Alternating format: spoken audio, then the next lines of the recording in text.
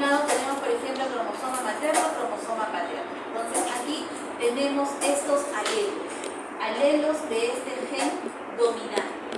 Sabemos que la codificación genética dominante se identifica con letras mayúsculas y los genes recesivos con las letras minúsculas. Entonces acá tenemos que tanto el alelo materno como el alelo del lado paterno son dominantes. Ambos dominantes iguales, tenemos un homocigoto dominante. Por otro lado, tenemos aquí un alelo materno recesivo y un alelo paterno recesivo. Ambos recesivos iguales es un homocigoto recesivo. Luego tenemos la variante de que el alelo, por ejemplo, materno puede ser dominante y el alelo paterno recesivo. Son diferentes, ¿no?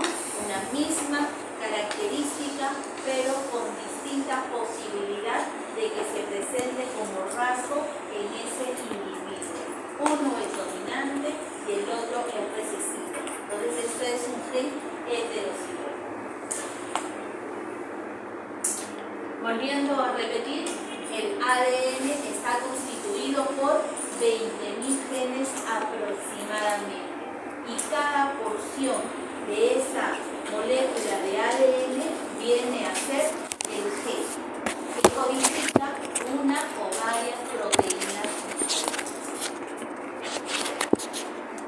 Entonces acá tenemos la imagen del cromosoma que todos tenemos en la mente. Cuando hablamos del cromosoma, la primera imagen que se nos viene es esta de acá, ¿cierto? Entonces, ¿cómo llegamos a esta estructura de acá? Por un lado, inicialmente tenemos esto de acá, la doble hélice de ADN, ¿no? La doble cadena de nucleótidos de ADN. ¿Bien?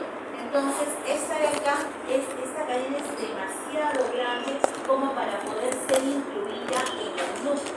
Por lo tanto, tiene que ir fregándose y enrollándose un montón de veces para poder llegar a ser una partícula minúscula que pueda caber dentro del cuerpo. Entonces, de tal manera que esta cadena de ADN se va a ir enrollando sobre unas proteínas de tipo histona. Se enrollan, ¿no? Cada porción de ADN se va enrollando alrededor de 8 proteínas de histona. Esas 8 proteínas de histona toman el nombre de los cambios de histona. 8. Bien, entonces, esta estructura que vemos acá está constituido por esas 8 proteínas de histona, alrededor de las cuales está enrollando una porción de ADN, toma el nombre de nucleosoma. Entonces, este conjunto de nucleosomas, que sigue siendo igual de grande, muy larga esa cadena, tiene que seguir enrollándose y pegándose sobre sí, dando lugar a la cromatina. Esta cromatina se sigue enrollando y da lugar al desarrollo o a la forma del cromosoma. Entonces, ¿qué es el cromosoma? Simplemente la cadena de ADN hipercondensada. Bien, lo mismo, ahí está el texto de lo que les he mencionado. Otro concepto a tomar en cuenta es el de heterocromatina y eucromatina, ¿cierto? Entonces, fácilmente podemos deducir qué es una heterocromatina y qué es una eucromatina. Aquí vamos a observar estas estructuras que habíamos mencionado, que son los nucleosomas. Entonces, aquí observamos a los nucleosomas enrollados entre sí, cerca uno a otro, plegados entre sí. Entonces, ¿eso qué quiere decir? Que la heterocromatina es una cadena de ADN condensada, mucho más densa. Por lo tanto, en este ADN condensado, plegado, enrollado, no se puede realizar la transcripción. transición. Esto lo vamos a ver en la siguiente clase. La eucromatina, vemos la imagen acá. Son los nucleosomas, vemos estructuras de nucleosomas, pero separados entre sí, distantes, no pegados, no enrollados. Eso quiere decir que aquí tenemos una cadena de ADN laxa. Y cuando tenemos una cadena de ADN dispersa, se puede realizar entonces lo que es la transcripción, porque permite una mayor accesibilidad al código genético, se permite una mayor accesibilidad a esa cadena de ADN cuando está bajo la forma de eucromatina. Lo mismo, solamente para mencionarles, acá tenemos nuestra cadena de ADN que se ha compactado y toma la forma del cromosoma. Bien. Tenemos el otro concepto, pareja de cromosomas, cromosomas homólogos. Entonces, sabemos que nosotros tenemos células diploides, ¿no es cierto?, constituidos por 46 cromosomas o 23 pares de cromosomas. Estos 46 cromosomas, uno tiene origen paterno y el otro tiene origen materno. Entonces, ¿qué son los cromosomas homólogos? Este de acá, ¿no? Tenemos acá este cromosoma dado por el padre, heredado del padre, y tenemos este cromosoma heredado por la madre, heredado de la madre. Cada uno de estos tiene que tener la misma información genética para que puedan homologarse entre sí. ¿Qué quiere decir? Si aquí tenemos el alelo del color de cabello, acá también tiene que estar el alelo del color de cabello. Si aquí tenemos el alelo, no sé, del tamaño de los pies, aquí también tiene que ver el alelo del tamaño de los pies. Si acá tenemos el alelo del tamaño del hígado, aquí también tiene que estar el alelo del tamaño del hígado, ¿cierto? Entonces, son cromosomas homólogos aquellos que van a provenir uno paterno y uno materno, pero que codifican la misma información genética. De ahí, luego, cuál se va a expresar va a depender de la dominancia o de si son recíprocos, ¿cierto? Pero tienen que tener la misma información genética.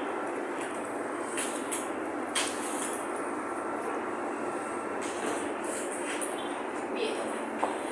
Acá, por ejemplo, cuando vemos un cariograma, observamos que los cromosomas, los 46 cromosomas son apareados, ¿no?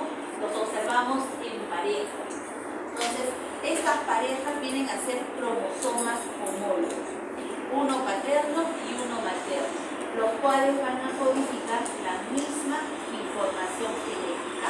Y como pueden ustedes observar, básicamente tienen el mismo tamaño cada uno de esas parejas. Claro que no son así tan iguales, ¿no? Pero se van a unificar de acuerdo al tamaño y a la codificación genética que tengan. Los 22 pares de cromosomas autosómicos son homólogos. Ahora, también hay una diferencia en relación a los cromosomas sexuales. En el caso de las mujeres, los cromosomas sexuales XX sí son homólogos y también llevan la misma información genética. En el caso de los varones, que son XY, ahí sí no son cromosomas homólogos. Como podemos observar aquí, el cromosoma X es muy diferente al cromosoma Y, por lo tanto llevan diferente información genética, pero se aparean porque son los cromosomas sexuales en el género masculino. ¿Cuáles son las partes del cromosoma? Bien, acá tenemos la imagen clásica del cromosoma. Cromosoma indistintamente se llama a esta imagen de acá, ahí está.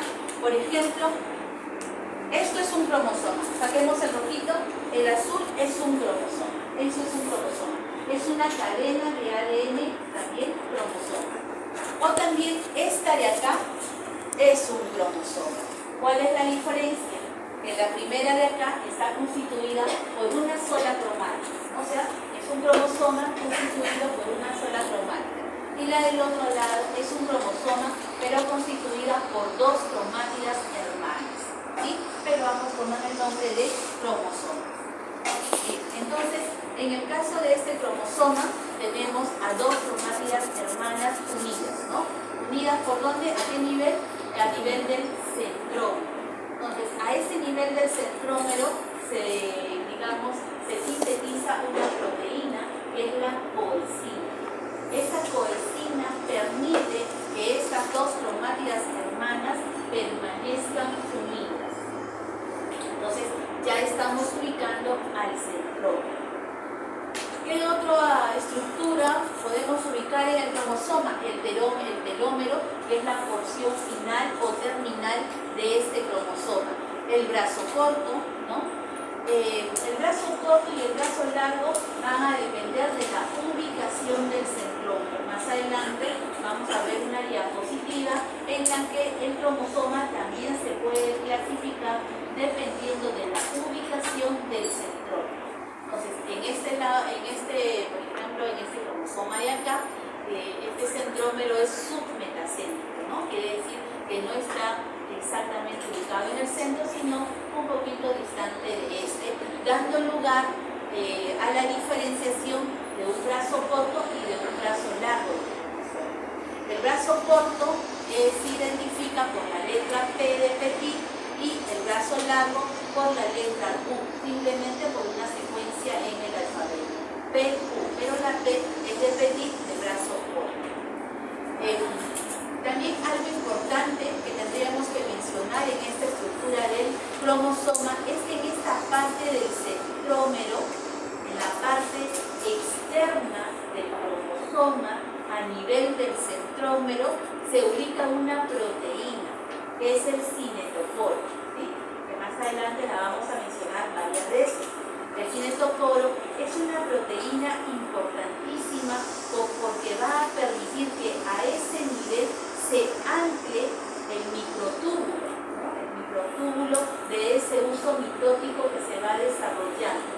Y ese anclaje del microtúbulo, esta proteína del cinetocoro, va a permitir en la fase de anafase la segregación de estos cromosomas, pero más con calma lo vamos a ver más adelante. Solamente recuerden que a nivel del centrómero se ubica esta proteína, el cinetocoro. ¿Para qué sirve el cinetocoro? Porque a ese nivel va a llegar el microtúbulo. ¿Qué otras estructuras podemos reconocer acá? Esto de acá que es importante, las bandas. Entonces, cuando ustedes observen las imágenes de los cromosomas en las diferentes revistas o libros que van a leer, van a poder observar áreas más oscuras y áreas más claras. Esas son las denominadas bandas. Y estas bandas se van a formar por la tensión del cromosoma. Entonces, cuando se tiñe el cromosoma, este va a absorber más tinción, hay áreas que van a absorber más tinción que otras, pero eso va a depender de si está constituida estas áreas por heterocromatina o eurocromatina. Entonces recuerden ustedes lo que es la heterocromatina.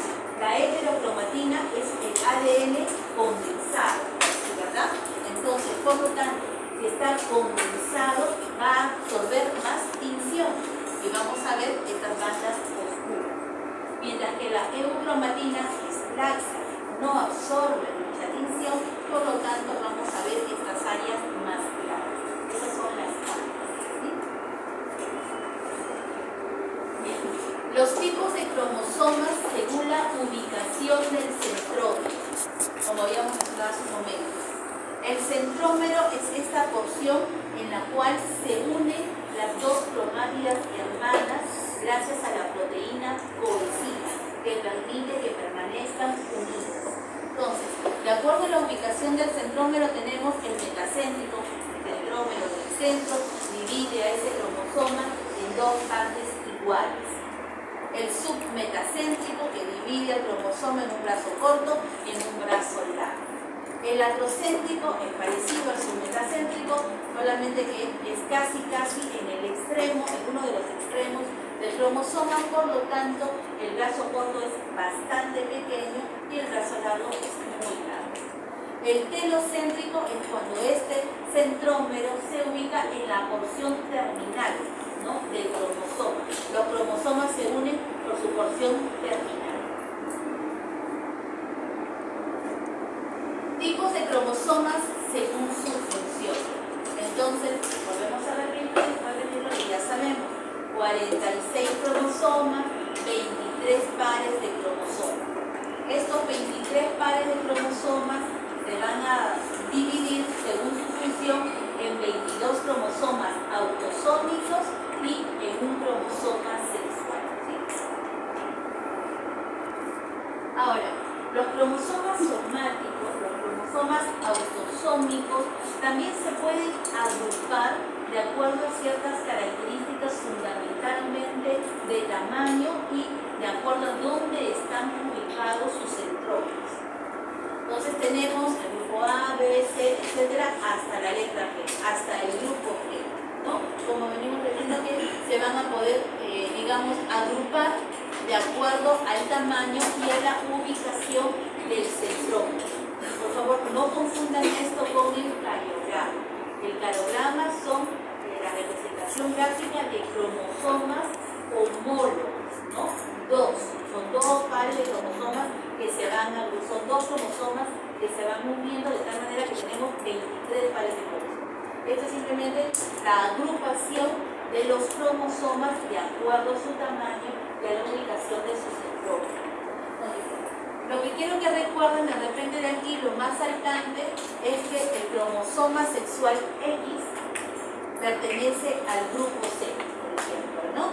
Este se caracteriza porque es de tamaño mediano y es submetacéntrico. Y el cromosoma sexual Y pertenece al grupo G. Se caracteriza porque es bastante pequeño y su centrómero es acrocéntrico. Dentro de esta clasificación me gustaría que recordemos eso así. Esto lo vamos a ver en la otra clase. Bien, ¿qué es el cariograma? El cariograma viene a ser la representación gráfica o fotográfica de los 23 pares de cromosomas, los cuales se van a unir, los cuales vamos a unir cromosomas homólogos, ¿sí? Entonces, es la representación gráfica de los 23 pares de cromosomas homólogos. Eso es un cariograma. Aquí tenemos algunas abreviaturas que se utilizan en genética, lo van a ver ustedes, y aquí cómo es que se lee este código genético, ¿no? Entonces, a veces por ahí van a leer alguna enfermedad de índole genética y le ponen el código genético. Entonces, ¿qué quiere decir eso, no? Entonces, ¿cómo lo vamos a leer? ¿Qué quiere decir? Que la lesión, la alteración, el daño, por ejemplo, en ese código está ubicada en la subbanda 2 de la banda 1 de la región 3 del brazo largo del cromosoma 7. Así es como lo vamos a ver, ¿no? ¿Es una enfermedad? ¿Tiene su código? Uy, ya sabes. ¿Dónde está ubicado? En el brazo largo del cromosoma 7, por ejemplo, ¿no? Lo vas a identificar, digamos, con esa letra. Ahora, para las alteraciones de los cromosomas sexuales es exactamente lo mismo, la lectura es la misma, solo que tenemos que identificar qué cromosoma está afectado, ¿no? Por ejemplo, acá vamos a decir que está afectada la subbanda 2 de la subbanda 4 de la banda 1 de la región 3 del brazo largo del cromosoma Y, por ejemplo, ¿no? Solamente es identificar el cromosoma sexual que está afectado. Tenemos 46, las células están constituidas por 46 cromosomas. Esos 46 cromosomas, ya sabemos, 23 son de origen materno y 23 son de origen paterno. Ahora, acá algunos ejemplos de cariograma. Por ejemplo, este es un cariograma normal de un varón, XY. Cariograma del síndrome de Patau, la trisomía 18. Ya saben que el cariograma es la representación gráfica o fotográfica de los 23 pares de cromosomas homólogos. El síndrome de Turner, ¿no? El cariograma de un síndrome de Turner, que es la monosomía del cromosoma X. El síndrome de Cri-du-Chat, que es la deleción parcial o total del brazo corto del cromosoma 5. Por ejemplo, acá, ¿qué vemos? Tenemos los dos cromosomas homólogos 5, que son iguales en tamaño y en codificación. Y acá que observamos que este cromosoma 5 es diferente de este de acá. Aquí ha habido una pérdida, ¿no? Una pérdida parcial del brazo corto del cromosoma 5. ¿Y esto cómo se traduce clínicamente? Con el síndrome de Cri-du-Chat. El síndrome de Down es, digamos, de las anormalidades numéricas genéticas más frecuentes, la trisomía 21, el síndrome de Down. Bien, el cariograma. ¿Cómo es que se realiza un cariograma? Podemos obtener células fetales a partir del líquido amniótico, es decir, realizando una amniocentesis, sacamos líquido amniótico y del líquido amniótico extraemos células fetales. Eso es en la vida intrauterina. Luego también podemos hacerlo en nosotros, en un niño, en un adulto, en un anciano, etc., tomando muestra sanguínea o tomando muestra de médula ósea. Estos tejidos, estas muestras van a un cultivo y se utiliza una tinción que es la colchicina. Es la tinción ideal para usarla en un cariograma. Esta colchicina, ¿por qué se utiliza la colchicina? La colchicina es buena para los cariogramas porque detiene la división celular en la fase de metafase. Entonces, todos esos cariogramas que nosotros podemos leer en los libros, en las revistas, ¿no? Cuando estamos haciendo algún estudio, todos esos cariogramas son la representación gráfica de una célula en división celular en metafase. Ahí se estancó en metafase y ahí la observamos. ¿Por qué en metafase?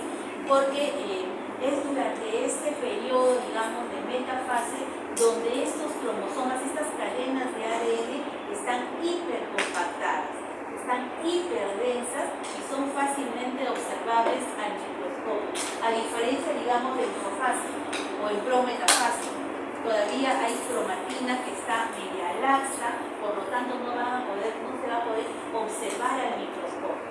En cambio, cuando ya está una célula en metafase, esos cromosomas están muy densos, muy compactos, por lo tanto son fácilmente visibles, ¿sí? Entonces se utiliza la colchicina justamente por eso, porque detiene a la célula en metafase. Fácilmente observamos los cromosomas. También se pueden utilizar otros tintes, hay una variedad de tintes que se utiliza para la valoración de los ácidos nucleicos. Entonces, una vez que ya separamos esa célula en metafase, la llevamos al microscopio y se hace captura de esa célula. ¿Qué es el ciclo celular? ¿Una pregunta? ¿Nada? ¿Todo bien? ¿Qué es el ciclo celular? El ciclo celular representa el reloj biológico de cada una de las células, ¿no? Entonces, ¿cuándo empieza un ciclo celular? Cuando se termina la división celular anterior, con esa nueva célula formada, ahí empieza el otro ciclo celular. ¿Cuándo termina este ciclo celular? Cuando da origen a sus células hijas, ¿no? Todo ese periodo se denomina ciclo celular. El ciclo celular está constituido por dos fases, la interfase y la fase. La interfase, a su vez, está constituida por estas tres subfases, G1, G-S y G2, que las vamos a ver. Y tenemos la fase M. La fase M es la de división celular propiamente dicha, es decir, mitosis o meiosis, ¿sí? La fase de división celular propiamente dicha. En el caso de la mitosis tenemos estas 5 fases: profase, prometafase, metafase, anafase y telofase. Algunos libros que ustedes van a revisar no incluyen a la prometafase, solamente hablan de 4 subfases: profase, metafase, anafase y telofase. Las dos son perfectamente válidas de acuerdo a la literatura que ustedes revisan. Bien. Y dentro de la fase M también tenemos la citocinesis. Entonces, en esta fase de mitosis, por ejemplo, ¿qué es lo importante? La división del núcleo celular, es decir, la división del material genético en 2 células hijas idénticamente iguales cuando estamos hablando de la mitosis. ¿Qué es la citocinesis? La citocinesis es la división del citoplasma con sus organelas correspondientes. Esa es la citocinesis. Bien, acá nuevamente repitiendo, la división celular consta de 2 procesos. La interfase es el periodo durante el cual la célula se prepara para poder dividirse adecuadamente. Se nutre bien, empieza a crecer, empieza a desarrollarse, ¿no? Y también es la fase donde se duplica, en la interfase, se duplica el material genético, ¿no? Se prepara completamente y luego entra a la fase de la división celular propiamente. Bien, entonces primero vamos a hablar de la interfase. Bien, entonces la interfase habíamos mencionado que está constituida por 3 subfases. La fase de primer intervalo, que es el GAP1, la fase S, que es de síntesis de ADN, y la fase de segundo intervalo, que es el GAP2. Entonces, esta fase de primer intervalo, como habíamos mencionado, se va a caracterizar porque la célula empieza a crecer, a desarrollarse, aumenta su volumen, aumenta su tamaño y empieza a nutrirse bien con la finalidad de ir adaptándose a que cuando ya suceda la división celular se divida en 2 células iguales. ¿Sí? Esa es la fase de G1 o GAP1. Casi todas las células, después de esta fase de primer intervalo, pasan por esta subfase de acá, que es la fase G0, o la fase de reposo absoluto. ¿Qué quiere decir eso, no? Entonces acá tenemos que nuestra célula ya se preparó, ya creció, ya se nutrió. Entonces dicen, bueno, ¿me divido, no me divido? ¿Qué está pasando? No me dicen nada, no me mandan señales. Entonces, ¿qué hago? Me duermo, ¿no? Hasta que alguien me diga, oye, despiértate, y sigue avanzando. Entonces, entro en este estado de reposo hasta que de pronto haya alguna alteración que la despierte para empezar a recuperarse. ¿Qué puede suceder? Un trauma, un traumatismo, una lesión de algún órgano, de repente hay muerte celular o algún factor hormonal, cambio de temperatura, cambios en el pH interno, qué sé yo. Entonces, cualquiera de esos aspectos despierta otra vez a la célula, la activa, ¿no? Por eso la despierta. Y continúa hacia esta fase de síntesis, la fase S. Esta fase de síntesis, como su mismo nombre lo dice, es de síntesis de ADN, duplicación del material genético. Se duplica el ADN. Sabemos que tenemos 46 cromosomas con 46 cadenas de ADN, ¿cierto? Entonces acá se duplica. Ya no vamos a tener 46, vamos a tener 92 cadenas de ADN con 92 cromosomas. Pues se dice así. Una vez que se ha duplicado ese material genético, la célula pasa a este segundo intervalo y sigue creciendo, sigue desarrollando. Ya se duplicó el ADN, entonces esta célula tiene que seguir creciendo para poder finalmente dividirse, ¿no? Es como una preparación previa en cuanto al crecimiento y nutrición de esta célula para entrar a la fase de la mitosis.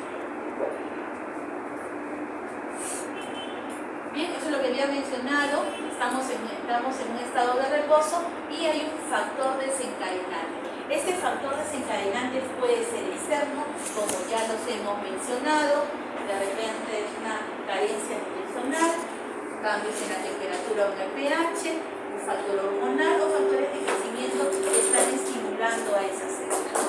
Los factores de regulación externa. También tenemos factores de regulación interna. Y en este gráfico de acá, lo que quiero es que de tanta escritura que hay, nos quedemos con esto de acá, con el nombre de estas proteínas, la ciclina y la quinasa. Entonces, esta célula de acá ha entrado a la etapa del ciclo celular para llegar a dividirse, ¿no? A lo largo de este proceso del ciclo celular, hay una serie de complejos de ciclina y quinasa que actúan en diferentes niveles para dar lugar finalmente a la división celular. Eso es una regulación interna que tiene la célula. ¿Cómo así funciona? Entonces tenemos que dentro a nivel celular vamos a encontrar esta proteína quinasa dependiente de ciclina que está inactiva, no funcional. Pero cuando la célula ya entra en este proceso de ciclo celular y ya pasa en P0, digamos, en el estado de reposo y tiene que seguir continuando con ese ciclo celular para llegar a dividirse, esta ciclina, esta proteína la activa esta quinasa, como vamos a ver acá. Entonces, tenemos esta quinasa inactiva. La célula se despierta, tiene que activarse para entrar al ciclo celular, a la división celular.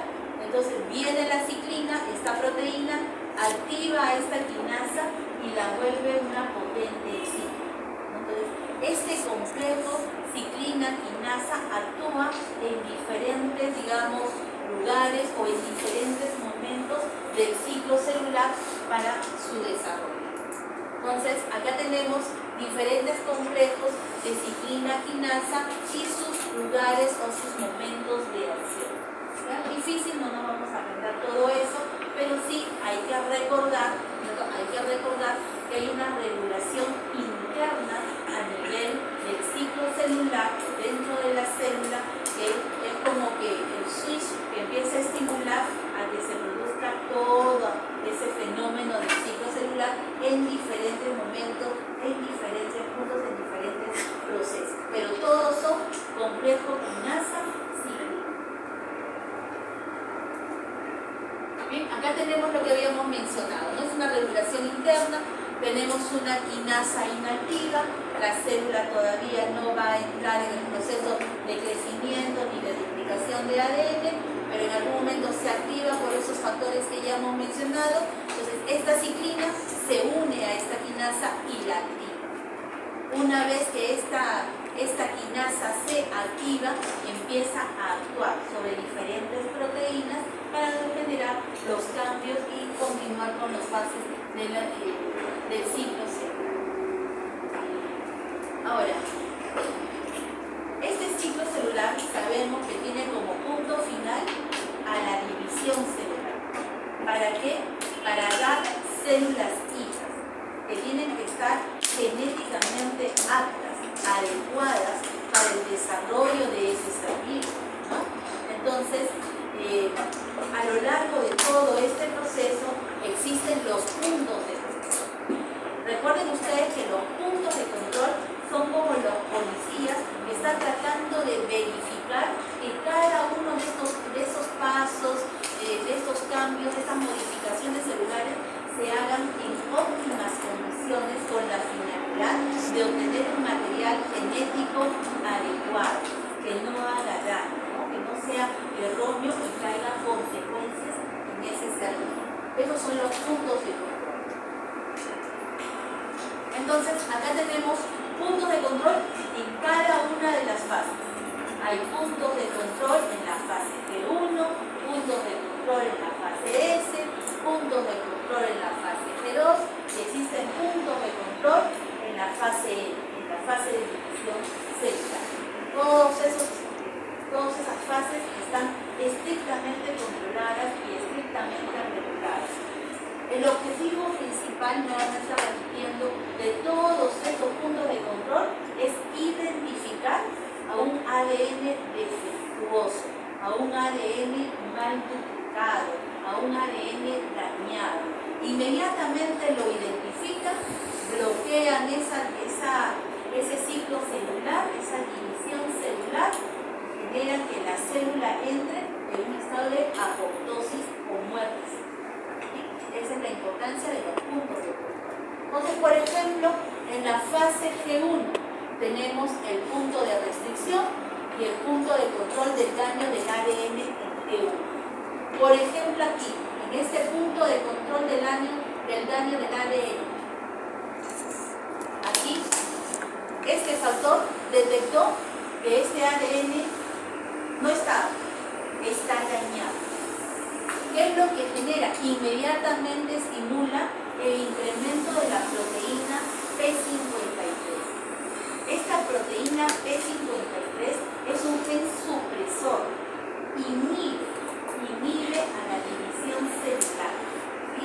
Entonces, hay un incremento de este gen supresor P53, se bloquea la quinasa que habíamos dicho que es importante para que se produzca ese complejo quinasa-ciclina, ¿cierto?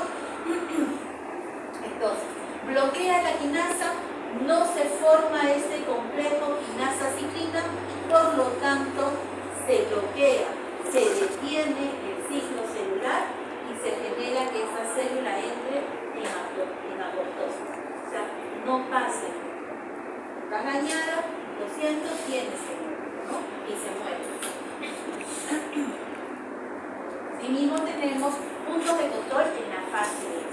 En la fase S los puntos de control son extremadamente, digamos, más rigurosos porque valoran la calidad del ADN que se ha duplicado, ¿no? Es de repente los puntos de control más importantes. Todos son importantes, pero acá de pronto denota una importancia más significativa porque en la fase S se duplica el ADN.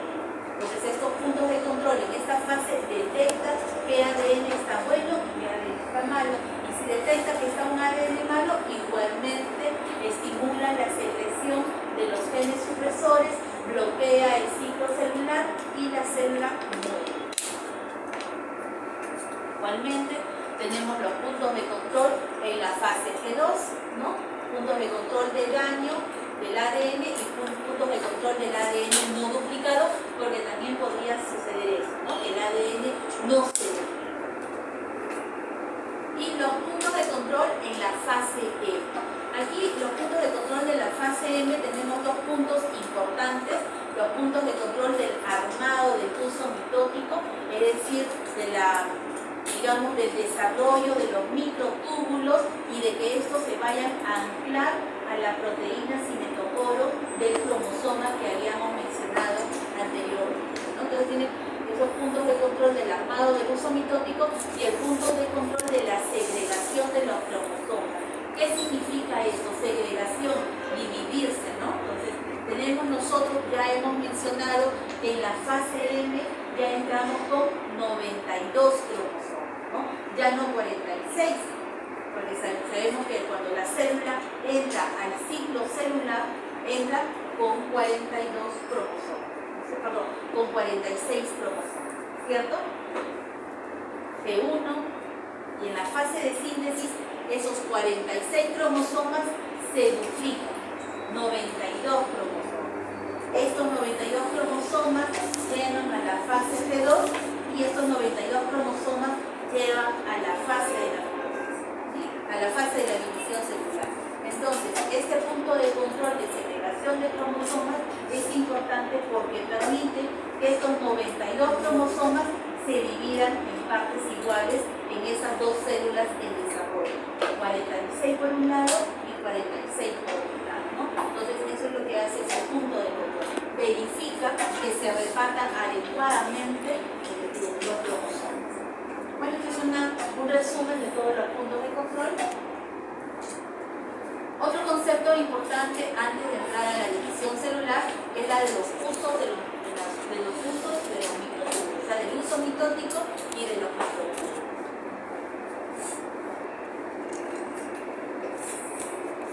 Recordemos que a nivel celular tenemos unas organelas denominadas centriolos. En cada célula vamos a encontrar dos centriolos. Y estos dos centriolos se van a ubicar en un área citoplasmática denominada centrosoma. ¿Sí? Entonces tenemos una porción del citoplasma aislada que se denomina centrosoma, y dentro de este centrosoma, en esa área citoplasmática, vamos a encontrar a los centriolos. ¿Por qué es importante esta estructura centrosoma-centriolos? Porque a partir de esto se va a dar lugar el desarrollo de los microtúbulos que se van a dirigir hacia esa proteína cinetocórica de los cromosomas. Lo vamos a ver en imagen. Entonces, acá tenemos esa área, centrosoma, y dentro, creo que no se ve muy bien, pero tenemos a los centriolos. A partir de estas estructuras van a nacer los microtúbulos. Estos microtúbulos van a dar lugar al desarrollo del uso mitótico, que lo vamos a ver por imagen. Entonces acá tenemos, empieza la fase G2 y acá tenemos la fase M1. Entonces, ya como podemos observar, en la fase G2, ¿no? O sea, en la fase G2 pertenece a la interfase, ¿cierto? Todavía no es de división, pero ya en esta fase G2 podemos observar que se van formando los microtúbulos. Es el inicio del desarrollo de estos microtúbulos, y vamos observando también que el centrosoma aumenta de tamaño y los centriolos ya empiezan a duplicarse.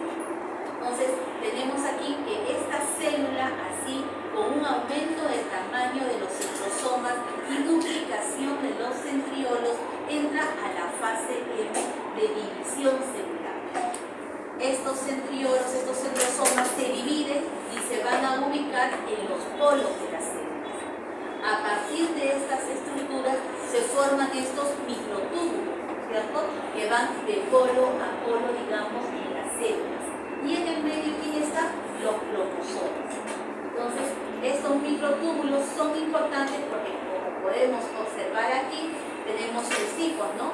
Los microtúbulos astrales, que son estos que se han desarrollado en los extremos del citoplasma, los microtúbulos interpolares, que van de un lado, de un extremo del centrosoma hasta el otro centrosoma, y los microtúbulos cinetocólicos, ¿no? Que de pronto son los más importantes para la segregación del ADN. Entonces, como podemos observar en esta imagen, tenemos este microtúbulo cinetocórico que se une a esta proteína cinetocórica de ese cromosoma. Por el lado opuesto tenemos otro microtúbulo que se une a esta proteína cinetocórica de ese cromosoma. De tal manera que actúan como una especie de resorte o de elástico, por decirlo así, ¿no? Cuando llega la fase de anafase de esa división mitótica, los cromosomas se separan entre sí, la coenzima se libera, los cromosomas se separan, y entonces el microtúbulo actúa como una especie de resorte, de liga, jala un cromosoma para ese lado opuesto. Vamos a ver. Bueno, eso es lo que habíamos mencionado, los tres tipos de microtúbulos: los astrales, los interpolares y los microtúbulos cinetocóricos, que son los que se fijan a la proteína cinetocórica del cromosoma. Aquí lo vamos a poder observar mejor en esta gráfica, lo que mencionamos. Tenemos este cromosoma central, ¿no? En el plano ecuatorial ya se formaron los microtúbulos, y acá tenemos este microtúbulo cinetocórico que parte de este centrosoma hacia esta proteína cinetocórica, para que finalmente actúe como un efecto de resorte y jale esta mitad del cromosoma para acá, y este otro microtúbulo jala esta otra mitad del cromosoma para este polo opuesto. Bien, lo mismo. Ahora, aparte de los, digamos, para la segregación separación de estos cromosomas en dos grupos, aparte del desarrollo de estos microtúbulos, es importante que también se forme este complejo promotor de anafase. ¿Por qué es importante? Habíamos mencionado, ¿no?, que durante la división celular hay una duplicación de ADN, ¿no?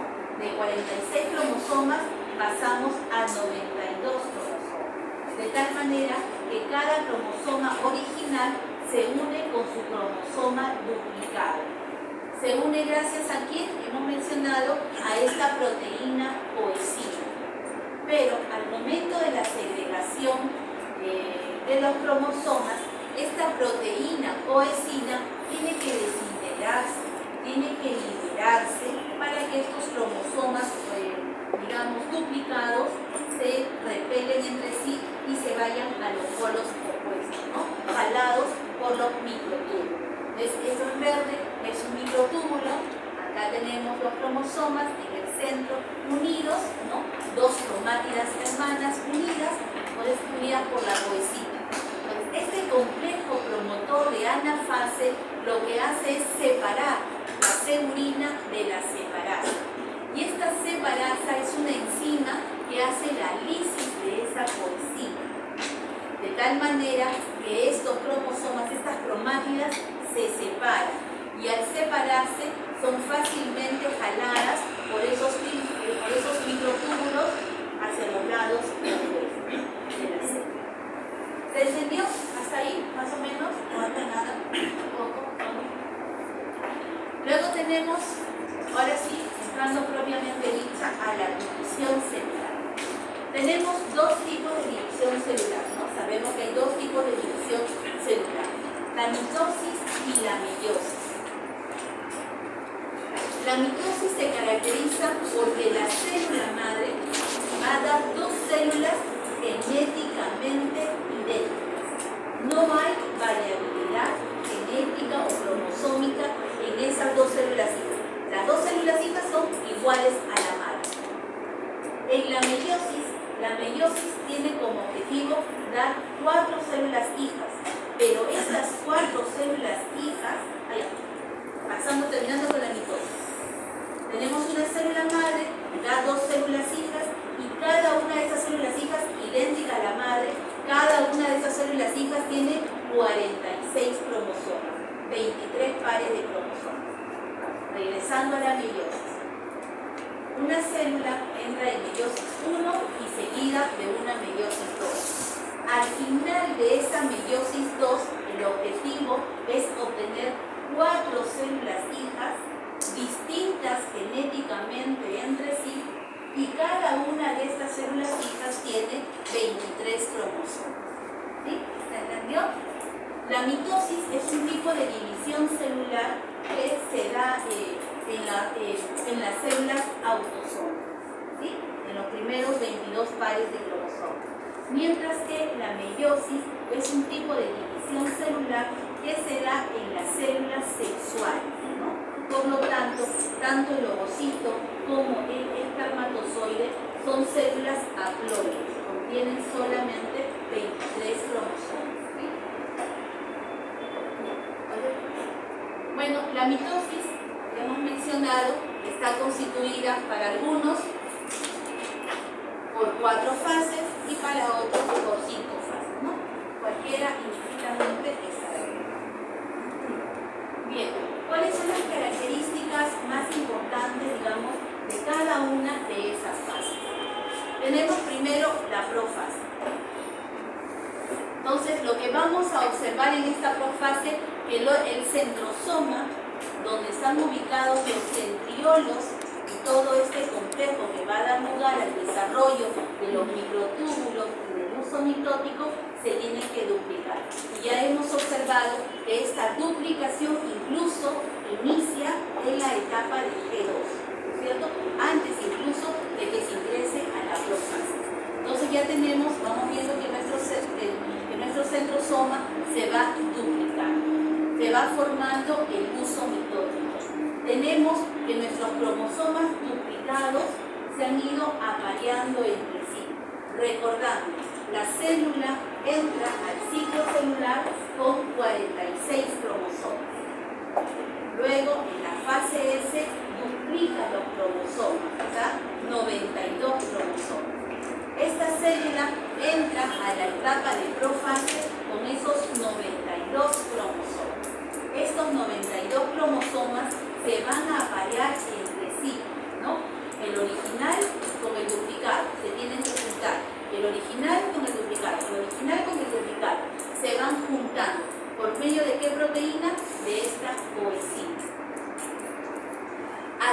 A nivel de estos cromosomas apareados, el original con el duplicado unidos en los extremos, en la parte externa de este cromosoma, también se va a ir apareciendo esta proteína, que es el cinetocoro.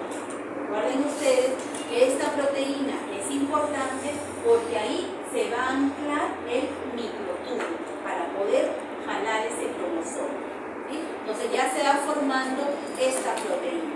¿Qué es lo que también sucede en la profase? Ya vamos viendo que la envoltura nuclear empieza a ir desintegrándose. Como ustedes pueden observar, aquí todavía no observamos a los cromosomas como tal, ¿no? Básicamente lo vamos observando en forma de cromatina. Luego tenemos la prometafase, que algunos no lo toman en cuenta, ¿no? Directamente pasan a la metafase. Entonces, para algunos, la prometafase consiste en la desaparición de esta envoltura nuclear y en la desaparición del núcleo, ¿no? Esa es la prometafase. Seguimos con la metafase. Entonces tenemos aquí nuestros cromosomas duplicados y unidos, el original con el duplicado a través de la coenzima.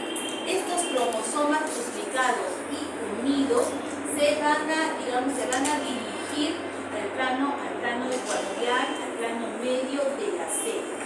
Esa es la metafase. Entonces, cuando encontramos una célula con todos los cromosomas ubicados en el plano ecuatorial, listos para ser segregados, divididos, eso es una metafase.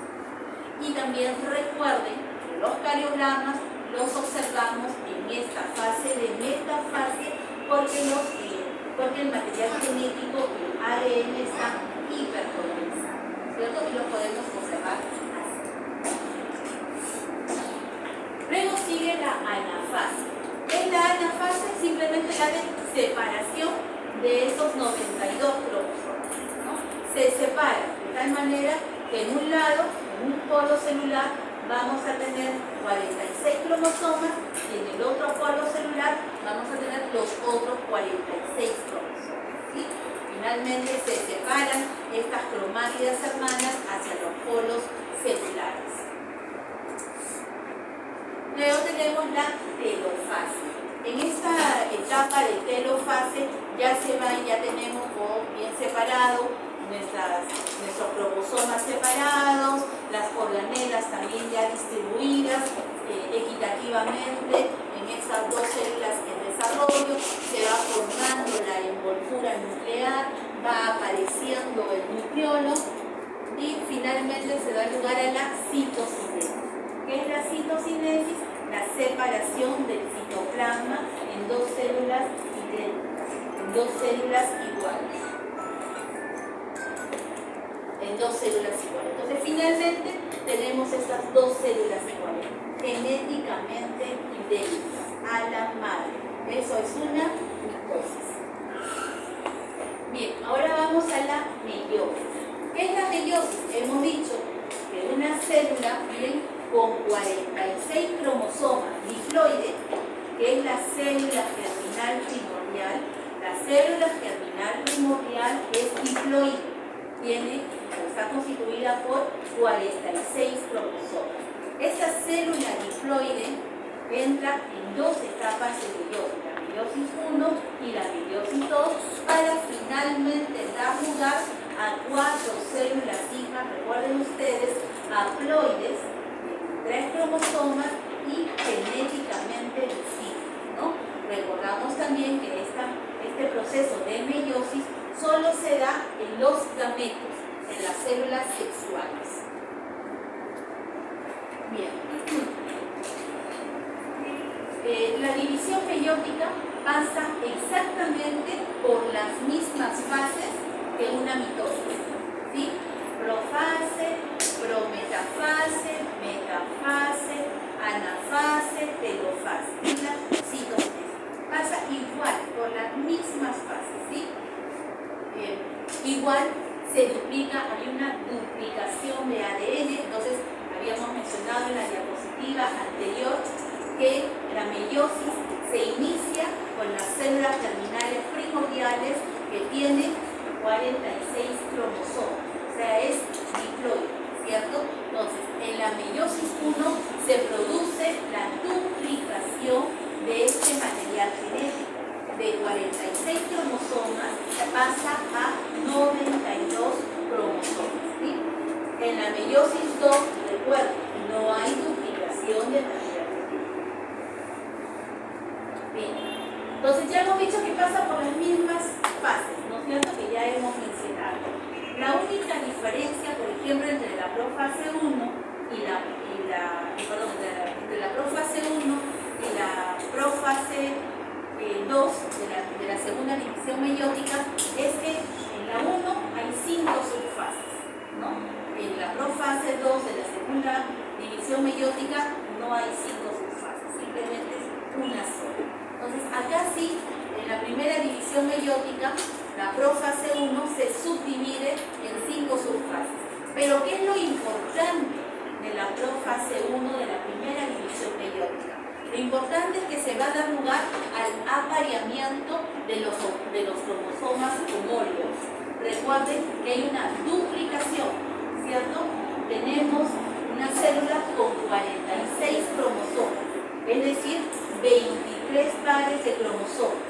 Estos 23 pares de cromosomas se van a duplicar.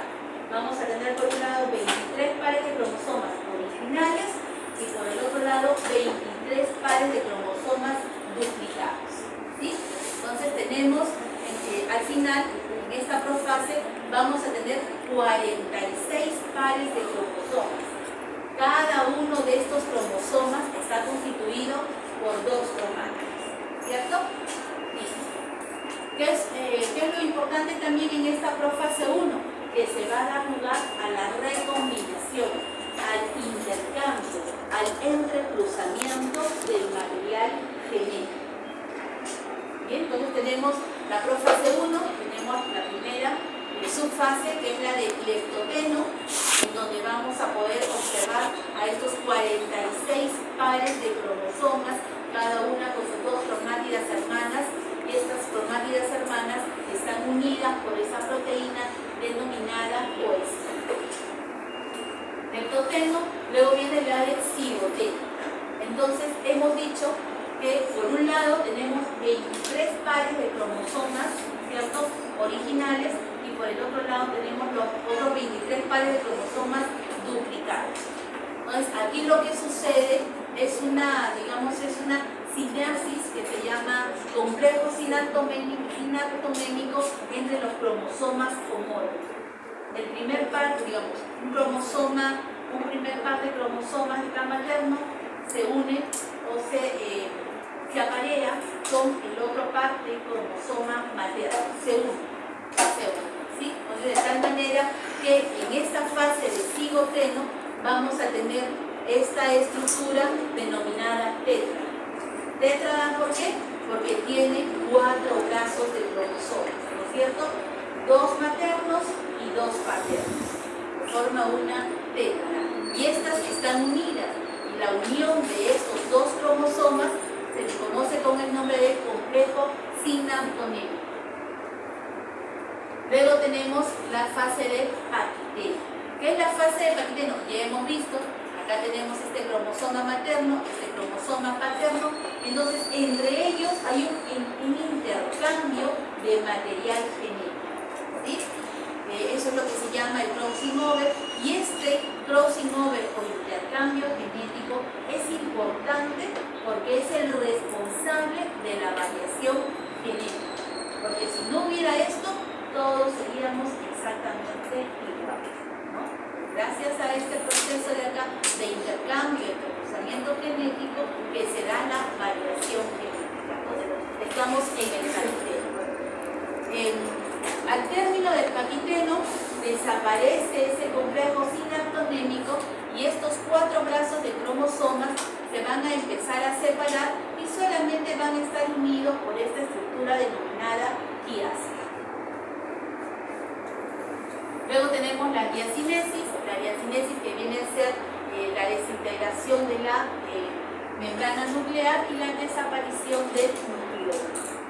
La prometafase, que es básicamente el desarrollo de esos microtúbulos. Asimismo, en estas tétradas también vamos a observar el desarrollo del cinetocoro, de esa proteína denominada cinetocoro que ya sabemos sirve de anclaje para los microtúbulos, ¿cierto? Entonces, en la prometafase se va a desarrollar estos microtúbulos, los cuales se van a unir a esta proteína de ahí denominada cinetocoro. Esa es la prometafase 1. La metafase 1 es cuando todo este complejo de estas tétradas se van a alinear en el plano ecuatorial de la célula. La anafase 1, separación, ¿no? Se separa esa tétrada. Se separa por un lado este cromosoma y por otro lado este cromosoma. Cada uno formada por 2 cromátidas hermanas, ¿sí? Por 2 cromátidas hermanas.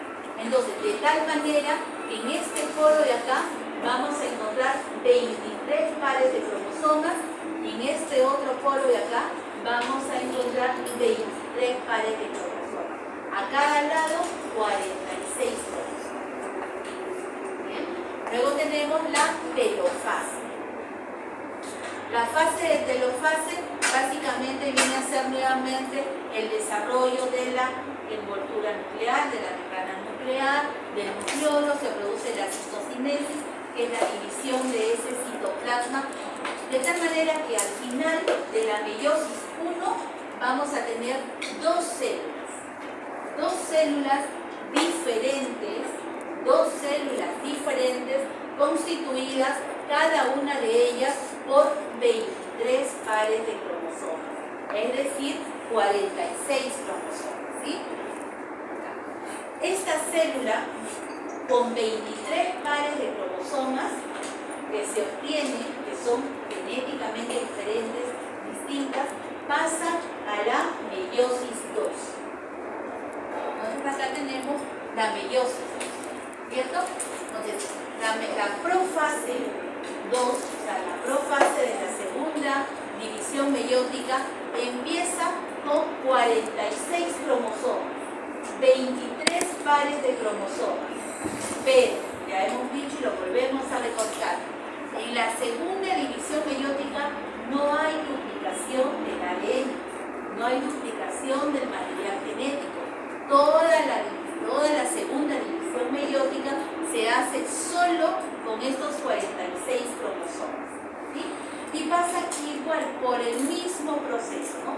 Profase, prometafase, metafase, anafase, con las mismas características, solo que como tenemos 46 cromosomas, al final, ¿qué vamos a obtener? 4 células hijas, cada una de ellas con 23 cromosomas. ¿Sí? ¿Se entendió? Espero que sí, si no lo volvemos a ver. ¿Ya? Con 23 cromosomas, que son genéticamente distintas. Recordemos eso, que son genéticamente distintas.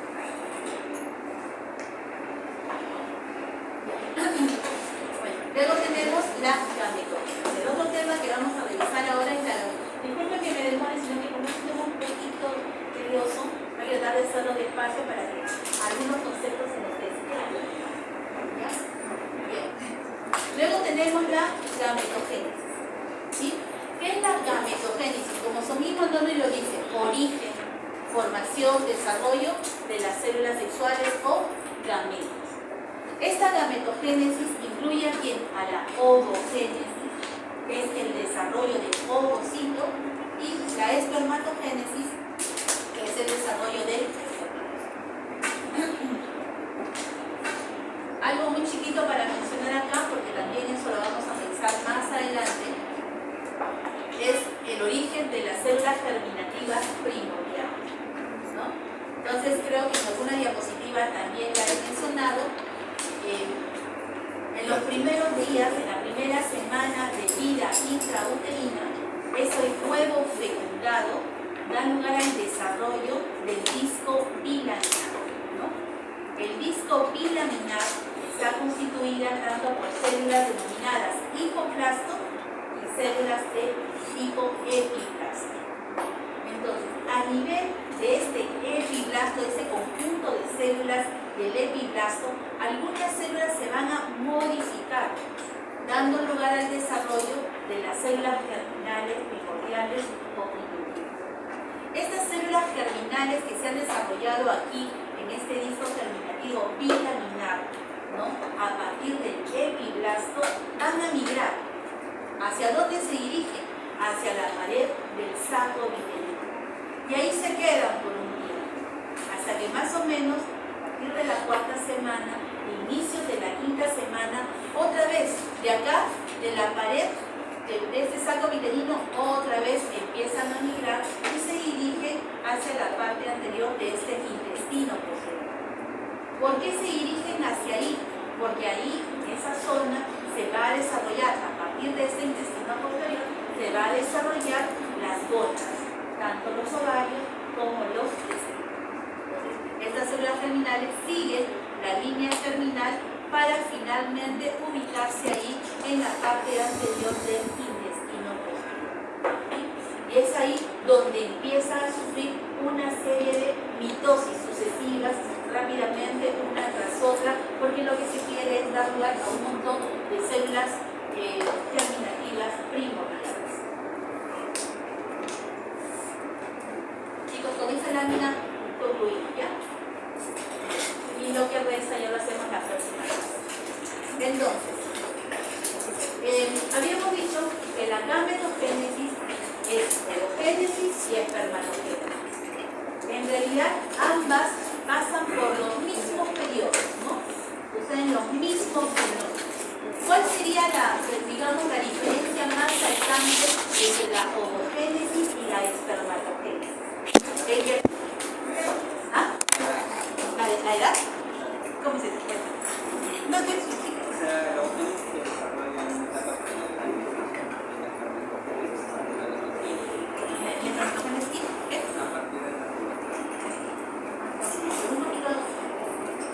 Entonces vamos a más o menos aclarar. Como dijo tu nombre, discúlpame. Fernando.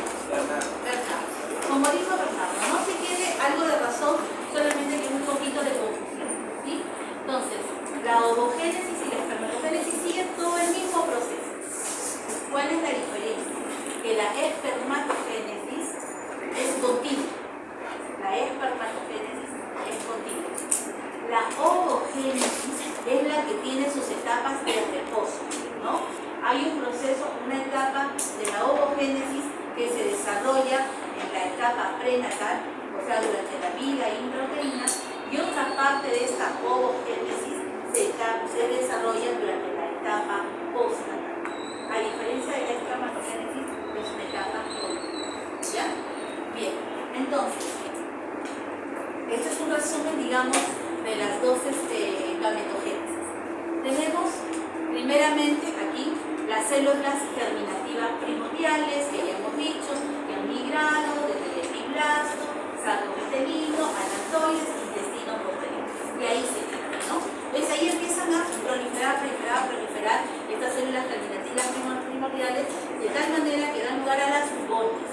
Estas células germinativas primordiales sufren una división de tipo mitótico, de tal manera que estas gonias van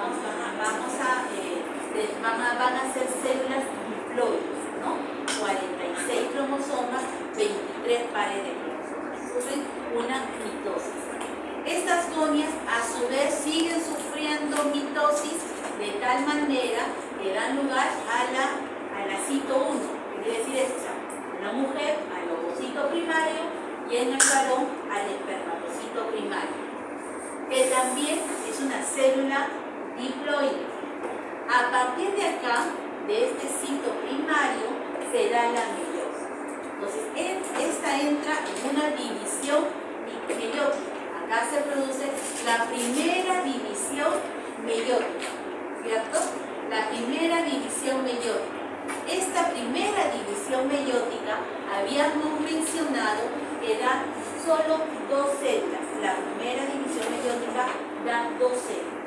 Cada una de estas células constituida por 46 cromosomas. Esta célula con 46 cromosomas que provienen de la primera división meiótica es el cito 2, es decir, el ovocito secundario o el espermatocito secundario. Este espermatocito secundario sufre la segunda división meiótica. Entonces, esa segunda división meiótica da lugar a los gametos haploides. ¿Por qué haploides? Porque este de acá no se duplica, ¿no es cierto? Los 46 cromosomas de cada una de estas células no se duplican. Tiene 46 cromosomas.